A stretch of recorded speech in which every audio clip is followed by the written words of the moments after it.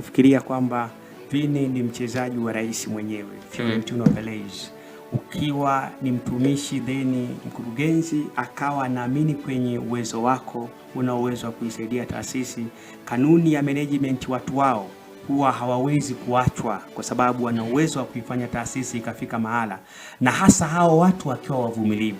Yaani mtu bora kwenye taasisi hataondoka pale tu atakapokuwa mvumilivu, lakini kama akishindwa kuwa na nidhamu kubwa, maana yake anaweza akaachwa. Sasa ukijaribu kutazama dili la Vinicius Junior unaliona kabisa kwamba lilikuwa ni dili ambalo lilikuwa linahitajika kuwepo, kwa sababu Vini alichokuwa na kihitaji ni kufanya adjustment of salary kwa sababu ya mshahara aliyokuwa anaupata, alivyokuwa naangalia yeye akipima ile comparison of performance, kiwango chake anachokifanya akijipima yeye na Kylian Mbappe, anaona kabisa kwamba mbona mimi nina performance nzuri ya kuisaidia timu hasa kwenye movement, mikimbio ya kuisaidia timu ipate magoli, lakini bahati mbaya ama nzuri mshahara wake alikuwa anazidiwa mbali sana.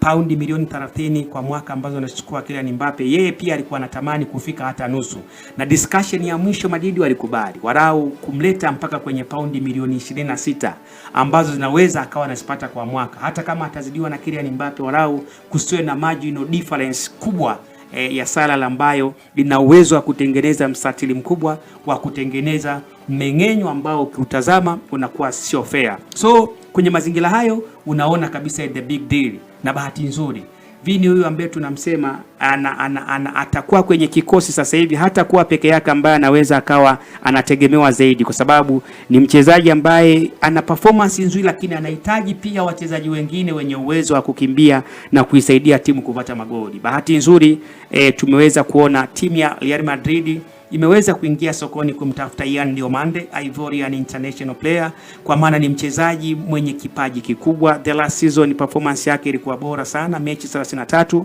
magoli 12 na assist 8, jumla magoli 20 ameweza kuyasaidia kwenye kikosi cha RB Leipzig kwenye Bundesliga, kama ambao wao wanapenda kuita ni ligi ya ngumi ama not ligi ya nguvu, ambayo kuna matumizi makubwa sana ya nguvu. Anakuja kijana ambaye anatoka Bundesliga, ameregister magoli 20 kwenye mechi 33, anakuja kuongezeka sasa eneo la pembeni Vini pamoja na Kylian Mbappe kuifanya Madrid kuwa kwenye kasi kubwa. Lakini ishi kubwa ya Vini kuweza kumbakiza mpaka miaka hiyo ambayo umeweza kuzungumza, issue ya Vini ilikuwa ni salary, na ndio maana Vini ni mkorofi sana. Juzi kama mlikuwa mnafuatilia, kuna saga moja alitaka kulianzisha. Kuna makampuni baadhi ambayo yamekuwa yanatumia sura yake hasa baada ya kufanywa upasuaji.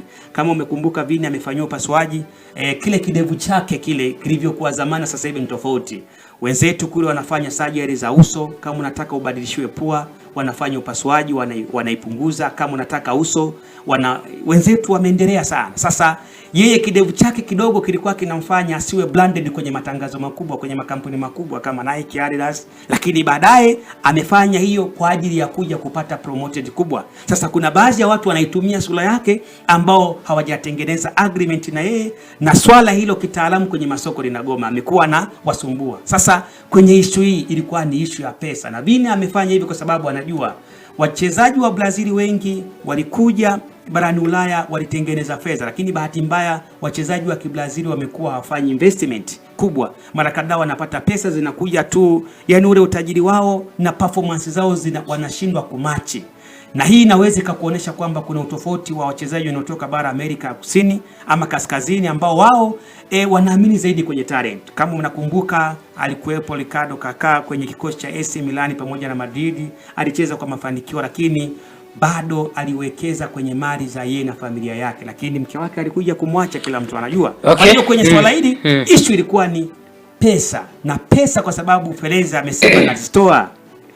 Kuna nini tena sasa? Kwa nini Vini asikae nyumbani? Kama mzee amesema kuna nini tena? Amesema atatoa pesa na unazozitaka wewe. Nimeona taarifa ya Young Africans imefungiwa